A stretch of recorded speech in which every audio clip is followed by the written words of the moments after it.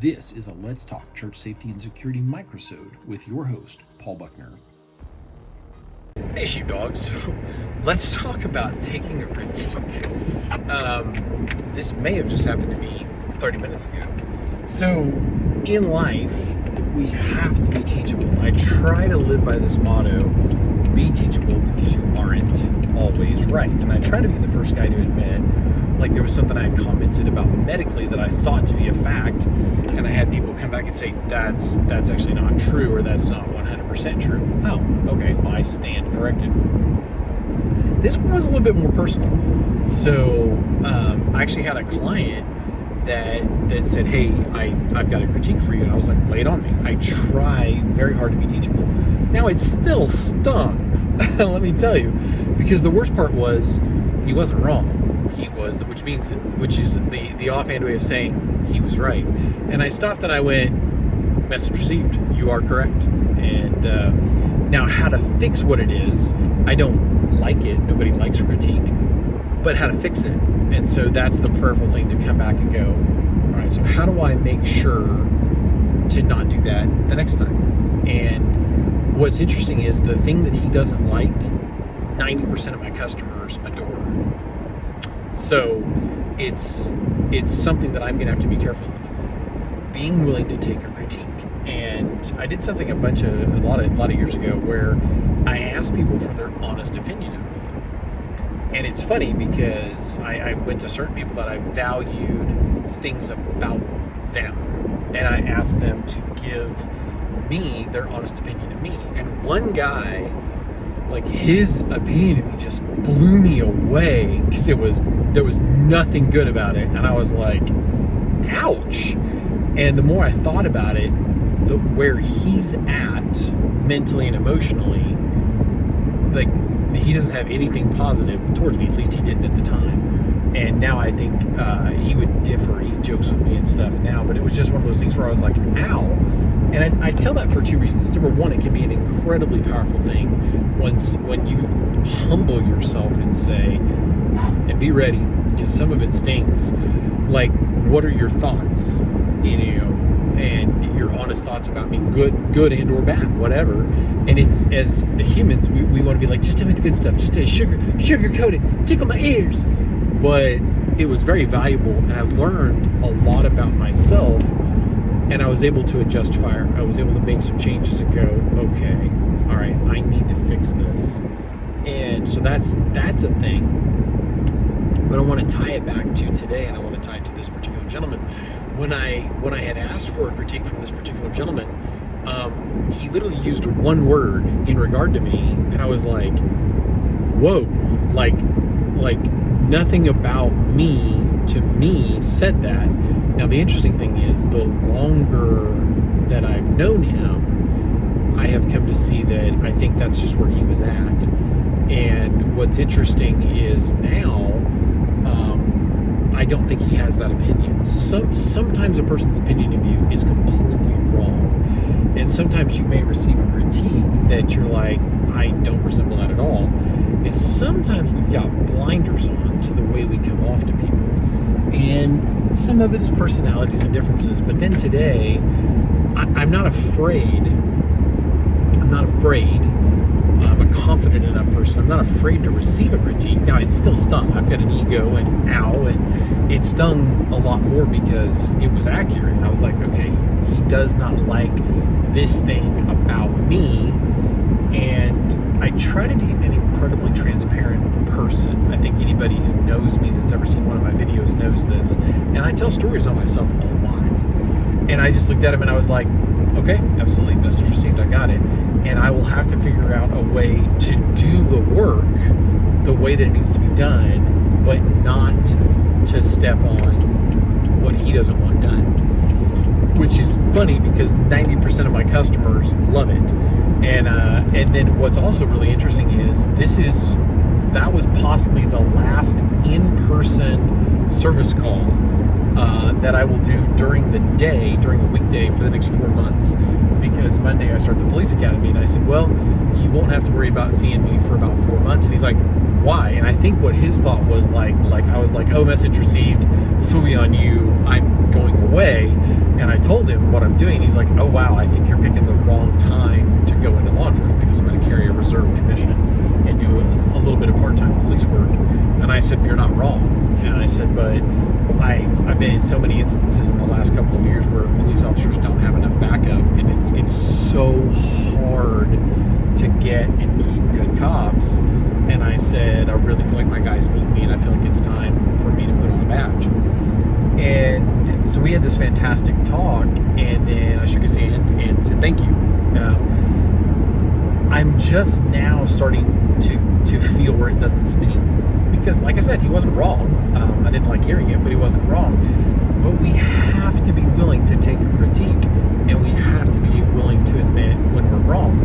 And that's one of the things. I just put this in my notebook, and I posted this. It's coming to, if it isn't posted already, on my Beside the Badge podcast page.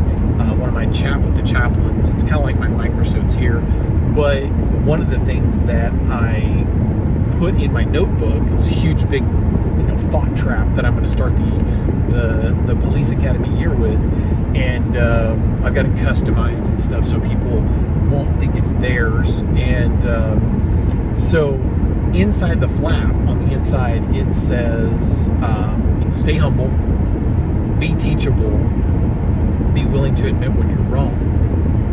And I had just written that 1 or 2 days ago in this thing, because I know that I'm going to be going through a very tough, very stressful period, a lot of ups and downs, and I need to remember to keep the most important things the most important things. Now, for me, a lot of guys are going in and they really need to prove themselves. They're young, they're 21, 22 years old, and they really need to prove that they're a man or that they've got what it takes or whatever. For me, the goalposts are on the other side of it. The goalposts are graduating and serving my police officers in the seat next to them. That's my goalpost. And so it's going to be an interesting journey, but I think today might have been one of those moments where the Lord's like, okay, that was a little test. Again, 90% of your customers love this thing that you do and love how you do it. This guy doesn't. So that means you don't do it for him. And all right, copy that, message received. Now to make sure that I don't accidentally step on that, we've got to stay humble. We've got to stay teachable. And being teachable means we need to be willing to take our critique, and no matter how much they sting. So that was just my thought. I tried to do after actions on myself, and I tried to be real and honest and admit to mistakes. And I deeply respect people that are willing to do that are willing to tell on themselves. And because especially in an alpha male, alpha female dominated environment, it's so easy for people to be like, I've never made a mistake.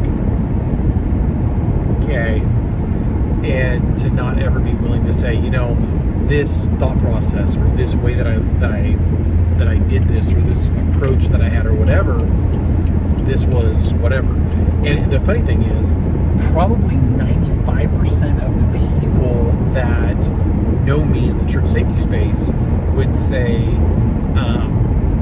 I don't think that what he critiqued you for is a problem, but for him it is. He's right. I do this thing. I'm not going to do it for him, for his business. And so I'm not going to share what it is because I don't want to muddy the waters, because the important thing is the critique. And the important thing is, can we humble ourselves enough to receive the critique? And the answer is we have to be able to, because I took it on the chin. And like I said, it still stings, but I'm like, okay, all right, then I will figure out how to make sure that I don't do this when I'm here. I didn't say that part to you, but I'm like, message received. And so that's going to be a thing. It's going to be a thing in our ministries. It's going to be a thing in our jobs. It's going to be a thing in our families. And I remember my wife, I've really drawn her out over the years with her personality. And it's really easy for us to get angry and hold grudges and do different things in marriage. I mean, I know that's a shocker that there would ever be discord in a marriage. I know that most of you are aghast right now. But a lot of our marital troubles come from poor communication. I know that's a shocker. Unforgiveness, like an unwillingness to listen, which goes back to communication, and an unwillingness to take your critique. And then one of the interesting things is, the longer I've been married, I've been able to draw on my wife, because she was basically raised that you don't ever say what you're thinking, because if you do, it just makes it worse. And that was the way she was raised, that as a woman, and this was women in her environment that taught her this, that if you do this, it's only going to make it worse. Yeah, but is it? And so after we'd been married about a year, and she basically, blast furnace my face off over something she was upset about, which is not really her personality, but it had built up until she got really angry. And I was like, whoa. I'd rather catch a little flack, I'd rather get a little flame kissed and you just tell me, hey babe, can you not do that? And sometimes it's just phrasing stuff differently. And a lot of times I will say things like, hey, I love you. Babe, you know how much I love you. Do you really think that's a good idea? Or sometimes when we try to say, hey, this happened last time, and when you didn't listen, it's about to happen again, sometimes that comes off as I told you so. And if we're really honest with ourselves, sometimes it is I told you so. And I was visiting with a friend the other day that he had a conversation with someone that he loves, and he was like, so when are you going to listen to me? Was basically the gist of the conversation. I said, I'm learning this, and I'm doing my best to model this, is to come around mentally to the same side, and instead of saying, when are you going to listen to me, when God comes through, which is what had happened. God had delivered in their lives, really delivered a win. And I was like, maybe coming here all on the same side and saying, praise God, let's take a moment and stop and pray and thank him for his provision, what he just did. We prayed for this and God moved. And trying to change that focus, being willing to take a critique in our own relationships is amazing, because we can be so blind to things. And we can do things with good intentions that don't end up being received well. And there's a funny truth that I have learned over the years, which is oftentimes we do to other people what we don't want done to us. And I know that, but stop and process that. I know that sounds overly simple, but stop and process that for a second. Because what I'm saying is,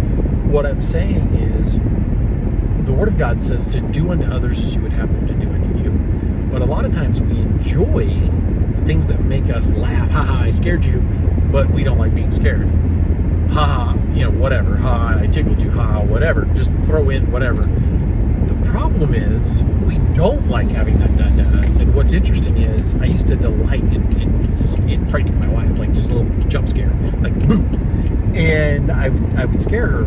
I don't respond well to that. I don't hit people, but I tend to come out of that violently. And like, I've been jumped before, and a friend of mine pointed that out to me many years ago, and I was like, and I took the critique, and it stung, because a lot of times the more it stings, and that's that gut check where we got to stop and go, okay, that really stung and it offended me, which in my case I wasn't so much offended as like, ow, dang.